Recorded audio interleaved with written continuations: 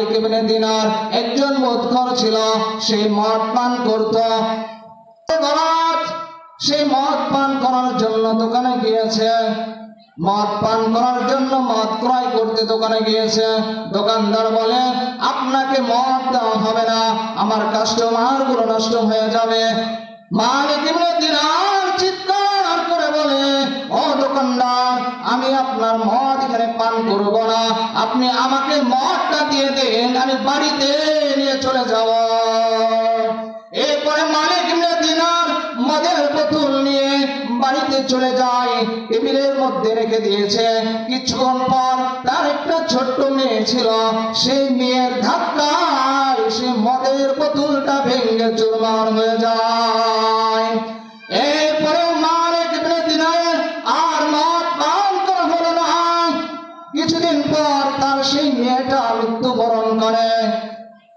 কিছুদিন পর মৃত্যুবরণ করার পর আবার যখন সবেলার চলে আসে, মালিক ইবনে দিনার চোখের পানি ছেড়ে দেয় আর বলে, আমার মদের বোতল রয়েছে, কিন্তু আমার সেই ছোট্ট শিশুটা নাই। জমিনে পান করে সে আবার ঘুমিয়ে পড়েছে, অচেতন হয়ে ঘুমিয়ে পড়েছে। মালিক ইবনে দিনার স্বপ্নের মধ্যে দেখে কিয়ামত কায়েম হয়ে গিয়েছে। এখন সে চিন্তা করে, মালিক ইবনে দিনার দেখে কিয়ামত সংগঠিত হয়ে গিয়েছে, তার পিছন থেকে একটা বড় সাপ তাকে তাড়া করছে।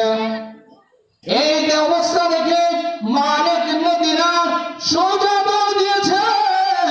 মালিক ইবনে দিনার দৌড় দেওয়ার সাথে সাথে সাপটাও তার পিছনে নিয়েছে। মালিক ইবনে দিনার দৌড়াতে দৌড়াতে এমন একটা অবস্থায় গিয়েছে, এমন এক স্থানে গিয়েছে, একজন দেখে বৃদ্ধ মানুষ। তখন মালিক ইবনে দিনার বলে, ও চাচা, আপনি কি পারবেন আমাকে একটু রক্ষা করতে? মালিক ইবনে দিনার যখন এই কথা বলেন, তখন সে বৃদ্ধ মানুষকে বলে, ও বাবা, আমি এতই দুর্বল, আপনাকে সাহায্য করার মতো আমার শক্তি নাই। এইবার মালিক ইবনে দিনার আবার সামনের দিকে দৌড় দেয়। দৌড়াতে দৌড়াতে একটি উঁচু পাহাড় দেখে, পাহাড়ের মধ্যে উঠে সে চিৎকার করে, এবং সেই চিৎকার করার কারণে সামনেই ছিল একটা বালাখানা। বালাখানা থেকে সেই তার ছোট্ট শিশুটা বের হয়ে আসে এবং তার কোলে উঠে যায়। উঠে যাওয়ার পর মালিক ইবনে দিনার দেখে সাপটা সেই জায়গায় অবস্থান করছে, আর সামনে অগ্রসর হচ্ছে না। মালিক ইবনে দিনার বলে, ও মেয়ে, এটা কোন সাপ যে তুমি আসার সাথে সাথে? মালিক ইবনে দিনার দেখলো সেই সাপটা অবস্থান সেই জায়গায় দাঁড়ায় গেল। মালিক ইবনে দিনার এই অবস্থা দেখে মেয়েকে জিজ্ঞাসা করে, ও আমার মেয়ে, ও আমার কলিজার টুকরা, তুমি না মারা গিয়েছ, তুমি কোথা থেকে আসলে?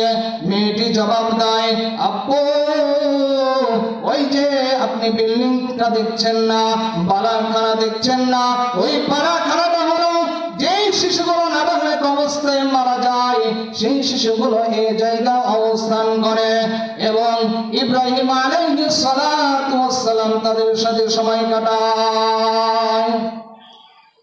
এইবার মালিক ইবনে দিনার এই অবস্থা দেখে মেয়েটিকে জিজ্ঞাসা করে, ও মা, আমি যে একটু আগে যে সাপটিকে দেখলাম, এটা কি? মেয়েটি উত্তর দেয়, বাবা, তুমি এত পরিমাণ বদ আমল করেছ, তোমার বদ আমল এত শক্তিশালী হয়ে গিয়েছে, এই জন্য এত শক্তিশালী হয়ে গিয়েছে, আর সামনে যে বৃদ্ধ মানুষটিকে দেখেছ, এটি হলো তোমার আমল। তোমার আমলটা এমন দুর্বল হয়ে গিয়েছে যে তোমার গুনার কারণে তোমার নেক আমল পরাস্ত হয়ে গিয়েছে। এই হলো তার নেক আমল। তাহলে আপনার আমার যদি নেক আমল দুর্বল হয়ে যায়, তাহলে সেই নেক আমল আপনাকে আমাকে জাহান্নামের আগুন থেকে বাঁচাতে পারবে না। এইবার মালিক ইবনে দিনার সেই কথা বলার পর মেয়েটি বাবাকে জিজ্ঞাসা করে, আলাম ইয়ামিনিল্লাযীনা আমানু আন তাখশা কুলুবুহুম লিযিকরিল্লাহ। ও বাবা, তোমার কি এখনো সময় আসে নাই? তুমি কি আল্লাহ তাআলার দিকে ফিরে আসবে না? এইভাবে মদ পান করে করে আল্লাহ তাআলার কত নাফরমানি করবে। বাবা জিজ্ঞাসা করে, ও মেয়ে, ও আমার কলিজার টুকরা, তুমি এত সুন্দর আয়াত কিভাবে শিখলে? মেয়ে জবাব দেয়, ও ইব্রাহিম আলাইহিস সালাতু ওয়াস সালাম, যে শিশুগুলো তার সাথে থাকে, ইব্রাহিম আলাইহিস সালাতু ওয়াস সালাম তাদেরকে প্রতিদিন কোরআন শিক্ষা দেয়। মালিক ইবনে দিনার এইবার তার ঘুম থেকে জাগ্রত হয়ে গেল, তার স্বপ্নটা ভেঙে গেল। সেই দিনটি ছিল এই শবে বরাত। এইবার যখন তার স্বপ্ন ভেঙে গেল, সেই দৌড়ে গোসল করে মসজিদের দিকে রওনা হয়ে গিয়েছে এবং কান্না শুরু করে দিয়েছে। আল্লাহ, জীবনে অনেক গুনাহ করে ফেলেছি, জীবনে অনেক গুনাহ করে ফেলেছি, তুমি যদি মাফ না করো আমার জাহান্নাম থেকে রক্ষা পাওয়ার জায়গা নাই। আল্লাহ রাব্বুল আলামিন সেই মালিক ইবনে দিনারকে এমন ভাবে মাফ করে দিয়েছেন, পরবর্তী সেই মদখোর মালিক ইবনে দিনার আল্লাহ তাআলার বড় ওলিতে পরিণত হয়েছে। মদখোর যদি আল্লাহর ওলি হয়ে যায়, আমরা কেন আল্লাহর ওলি হতে পারবো না? আমরা গুনাহ করে ফেলেছি।